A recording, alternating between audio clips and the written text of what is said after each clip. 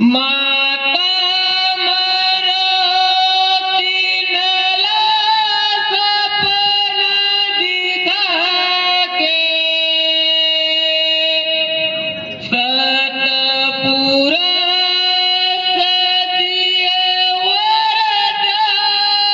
वरदान एक बालक ऐसन आई जेन करहि जगत कल्याण तबे जन्म ले गुरु हमोरे सत के छोड़े परमान जगा जगा महिमा दिखा के हो गे अंतर ध्यान। बोल रघुनाथ बाबा की सतनाम की गिरदपुरी माँ जनम लेके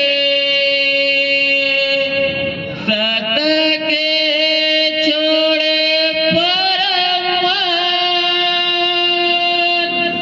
जगा जगा महिमा दिखा के हो गे अंतर ध्यान। पूरी माँ जनम ले गए सदके छोड़े परमान जगा जगा माँ महिमा दिखा के हो गए अंतर ध्यान। हाँ गिरदपुरी माँ जनम लेके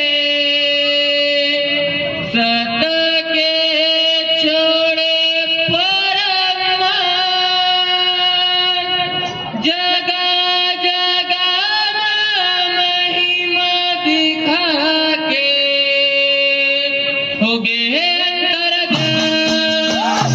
पूरी माँ जनम ले गए सदके छोड़े परमान जगा जगा माँ महिमा दिखा के हो गए